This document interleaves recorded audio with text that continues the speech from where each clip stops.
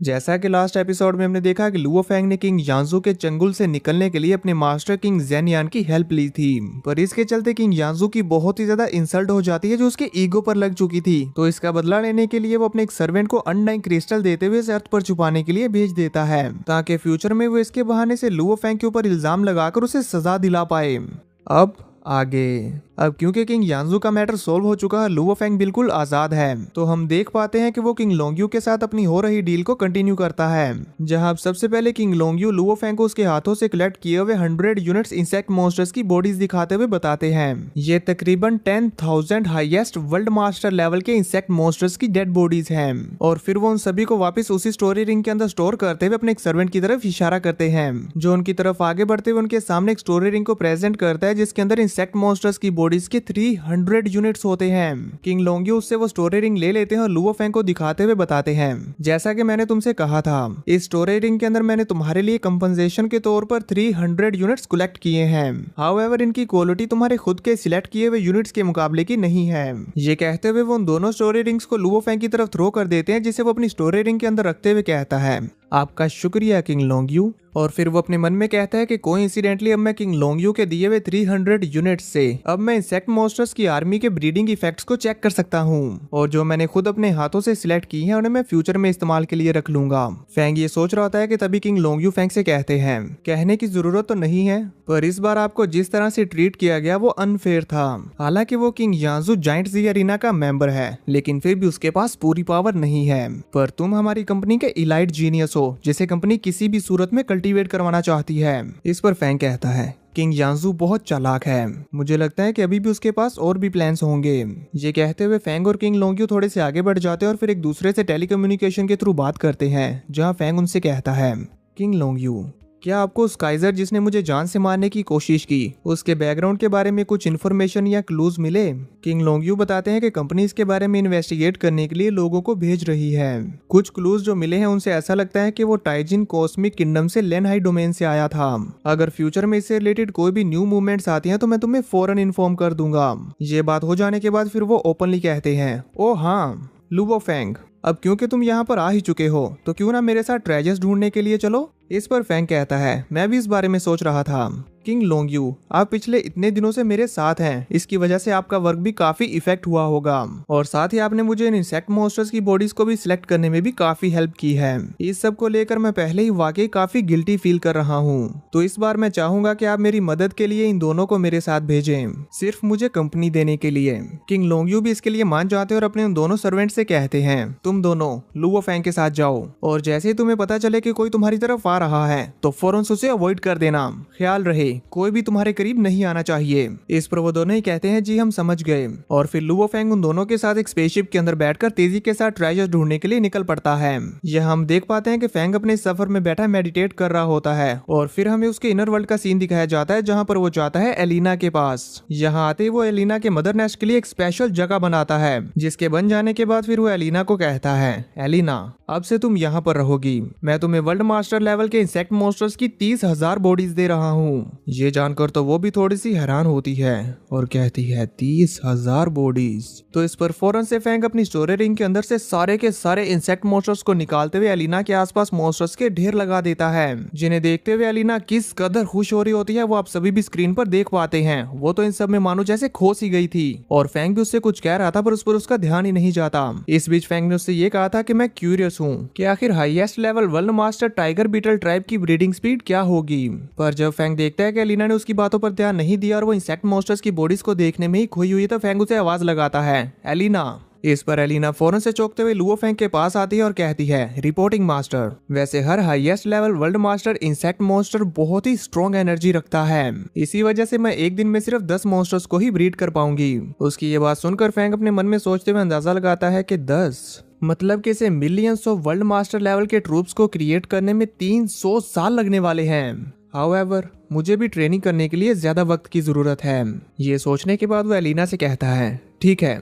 तुम अपना काम स्टार्ट करो, जिस पर एलिना रिस्पेक्टफुली कहती है जी मास्टर। इसी के साथ वो उन सारे के सारे मॉन्स्टर्स को अपनी स्पिरिचुअल पावर की हेल्प से उठाते हुए अपने मदर नेस्ट के अंदर डाल देती है और फिर अपने क्वीन चैम्बर में जाने के बाद इंसेक्ट मॉन्स्टर्स की ब्रीडिंग का प्रोसेस शुरू करती है, जहां हम देख पाते हैं कि कुछ घंटों के प्रोसेस के बाद एक इंसेक्ट मॉन्स्टर जिंदा हो जाता है और फिर वो इंसेक्ट मॉन्स्टर्स की बॉडीज के ढेर में से निकलता हुआ एक जोरदार रोर करता हुआ जंप करके लुओ फेंग के सामने आ जाता है और इसके इस जंप का प्रेशर काफी ज्यादा होता है, जिसके फौरन बाद ही वो अपने घुटने टेकते हुए लुओ फेंग के सामने ग्रीट करता है। फेंग भी उसकी इन पावर्स को देखते हुए खुश होते हुए कहता है, ये पहला टाइगर बीटल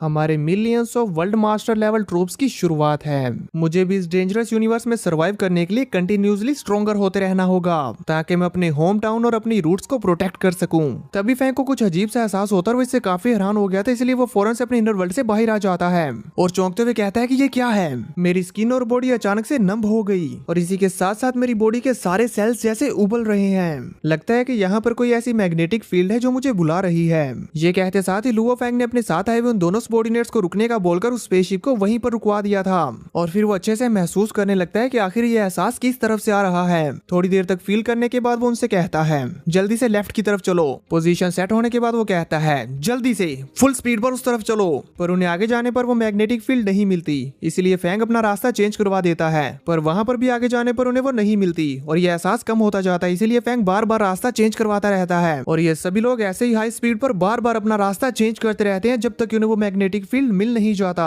और फिर फाइनली एक तरफ आगे बढ़ते हुए लुओ फेंग खुद को फील करते हुए कहता है, जैसे जैसे मैं इस रास्ते की तरफ आगे बढ़ रहा हूँ मेरी बॉडी की फीलिंग और भी ज्यादा स्ट्रॉन्गर होती जा रही है, मतलब कि अब मैं सही डायरेक्शन में जा रहा हूँ। पर आखिर ये चीज है क्या? इसी तरफ आगे बढ़ते बढ़ते लुओ फेंग की हालत काफी ज्यादा खराब होने लगती है और उसे बहुत ही अजीब सा फील हो रहा था। वो खुद को संभालते हुए अपने मन में कहता है, मेरे बॉडी के सेल्स की बॉइलिंग लिमिट अब इनके पीक पर पहुंच चुकी है, इससे ज्यादा मैं बर्दाश्त नहीं कर पाऊंगा। और फिर आखिरकार वो स्पेसशिप को एक जगह पर रुकवा देता और कहता है, यही वो जगह है जहां फैंग की हालत काफी ज्यादा खराब होती है, पर वो खुद को संभाल लेता है। इधर साथ ही साथ हमें ये भी देखने को मिलता है कि फैंग के साथ आए हुए उन दोनों सबऑर्डिनेट्स की हालत बहुत ही ज्यादा बुरी हो चुकी होती है। इवन वो खुद को सीधे बैठा भी नहीं पाते और स्पेसशिप के टेबल पर गिर जाते हैं और बड़ी ही मरी सी आवाज में बोल रहे थे, 16 दिनों तक 100,000 किलोमीटर पर सेकंड की स्पीड तक उड़ने के बाद फाइनली हम लोग इस जगह पर पहुंच गए। उनकी इस हालत और इस आवाज को सुनकर फैंग भी हैरान होते हुए उनकी तरफ देखता और फिर कहता है, ठीक है तुम सभी यहाँ पर रेस्ट करो, अब मैं आगे अकेला चला जाऊंगा। जिस पर वो पर्सन कहता है, thank you master Luo Feng, हम यहीं पर रहेंगे और बाकियों को इस जगह पर आने से रोकेंगे। अब इसके बाद फैंग फौरन से फ्लाई करता हुआ स्पेसशिप से बाहर आ जाता है और फिर फ्लाई करते हुए अपनी स्पिरिचुअल पावर का इस्तेमाल करते हुए अपने सामने आने वाले सारे के सारे गार्बेज को हटाते हुए उस चीज को ढूंढने लगता है जिसकी वजह से फैंग को इतना अजीब फील हो रहा था। काफी देर तक ढूंढने के बावजूद भी जब फैंग को वो नहीं मिलती तो वो बड़े ही गौर से अपनी बॉडी के एहसास को फील करता और उस तरफ आगे बढ़ने लगता है कि तभी अचानक से फैंग को वो मिल जाती है। उसे देखने से तो ऐसा लग रहा था कि खोदा पहाड़ और निकला चूहा, क्योंकि वो एक छोटी सी ड्रॉप होती है, क्योंकि वो चीज छोटी सी एक लिक्विड ड्रॉप होती है जो फैंग को वहां पर देखते साथ ही तेजी के साथ उसकी तरफ आगे बढ़ते हुए उसकी बॉडी में घुसने की कोशिश कर रही थी, लेकिन फैंग अपनी स्पिरिचुअल पावर का इस्तेमाल करते हुए उसे रोकने लगता है, पर वो ऐसा करने में फेल हो रहा था। इसलिए वो सोचता है, बुरा हुआ, ऐसा लगता है कि मेरी स्पिरिचुअल पावर इसे ब्लॉक नहीं कर पा रही। इसलिए वो फौरन से अपनी क्लाउड रबिंग वाइन्स का इस्तेमाल करते हुए अपनी बॉडी को प्रोटेक्ट करने लगा था, लेकिन वो लिक्विड बॉल फैंग की बॉडी तक पहुंचने के लिए बहुत ही ज्यादा डेस्परेट हो रही होती है, इसलिए वो क्लाउड रबिंग वाइन को भी तोड़ने की कोशिश करने लगती है और बार बार अलग अलग वेपन्स की फॉर्म लेने लग गई थी। और हालांकि वो साइज में बहुत ही ज्यादा छोटी है, लेकिन फिर भी उसकी पावर बहुत ज्यादा है, क्योंकि जब जब वो क्लाउड रबिंग वाइन को तोड़ने की कोशिश कर रही थी तो आसपास का सारा एरिया शेक कर रहा होता है, मानो कि जैसे भूकंप आ गया हो। जहां फैंग अपनी क्लाउड रबिंग वाइन के अंदर प्रोटेक्टेड रहते हुए सोचता है, वाकई यही चीज थी जो मेरी बॉडी के सेल्स को बुला रही थी, लेकिन आखिर ये ऑब्जेक्ट है क्या? ये तो मेरी बॉडी में घुसने के लिए बहुत बेताब है। फैंग उसे यहाँ पर बड़े गौर से ऑब्जर्व कर रहा होता है और काफी देर तक ऑब्जर्व करने के बाद कहता है कि आखिर ये चीज सिर्फ मुझे ही क्यों बुला रही थी? क्या कहीं इसलिए तो नहीं कि मैंने ब्लड क्रिस्टल्स की पावर्स को अपनी बॉडी में एब्जॉर्ब किया हुआ है, या शायद इसलिए क्योंकि मैंने एक बार येनशन क्लैन के उस स्टोन के ऊपर रिसर्च की थी। वो बाता भी यहाँ पर फैंग के साथ इस सारी सिचुएशन को ऑब्जर्व कर रही थी, इसलिए वो फैंग को बताती है। इसे देखने से जहां तक मैं जान पाई हूं तो ये फोरिजन टेरिटरी की एंशिएंट बैटल्स में हुई फाइट्स के इक्विपमेंट्स का बचा खुचा टुकड़ा है।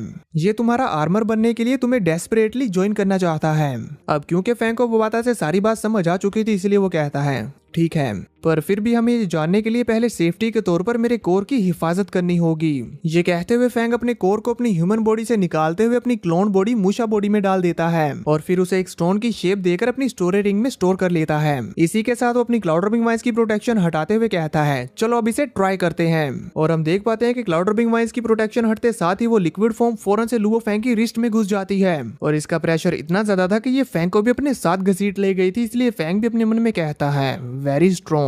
ये ब्लैक लिक्विड फैंग की बॉडी के अंदर जाते ही उसके ब्लड में डिसॉल्व होना शुरू हो जाता है और फिर वो कुछ ही समय के बाद फैंग के दाएं बाजू के हिस्से का आर्मर बन जाता है। फैंग उसकी पावर्स को फील करते हुए कहता है सिर्फ ये एक छोटा सा फ्रेगमेंट वर्ल्ड मास्टर लेवल 9 की पावर के बराबर है। हाउएवर अभी मेरी बॉडी और भी ज्यादा स्ट्रॉन्ग प्रेशर फील कर रही है, जिसका मतलब है कि यहाँ पर और भी ज्यादा फ्रेगमेंट्स मुझे बुला रहे हैं। ये कहते साथ ही फैंग उन सभी के सभी फ्रेगमेंट्स को इकट्ठा करने के लिए निकल पड़ता है। अब सीन कट होता है, हमें फैंग को इन फ्रेगमेंट्स को ढूंढते हुए कई दिनों बाद का व्यू दिखाया जाता है, जहां वो भी इन फ्रेगमेंट्स को कलेक्ट किए जा रहा होता है और साथ ही साथ अपने मन में हमें बताता है पिछले इन कुछ दिनों में मैंने 232 ब्लैक फ्रेगमेंट्स को इकट्ठा किया है और साथ ही कुछ 12 न्यू सिल्वर फ्रेगमेंट्स और एक पीस ऑफ ब्लेड को भी इकट्ठा किया है। सिल्वर फ्रेगमेंट्स की पावर ब्लैक वाले से ज्यादा है, पर मैंने अभी इसे पूरी तरह से टेस्ट नहीं किया और अभी मेरे पास जितने ब्लैक फ्रेगमेंट्स हैं ये पूरी तरह से 2 आर्मर्स को क्रिएट करने के लिए इनफ है। तो अब चलो फिर इसे ट्राई किया जाए। ये कहते साथ ही फैंग अपनी क्लाउड रबिंग वाइस का बना हुआ आर्मर अपनी बॉडी से हटा देता है और इन सारे के सारे ब्लैक फ्रेगमेंट्स को अपनी स्टोरेज रिंग से बाहर निकाल लेता है।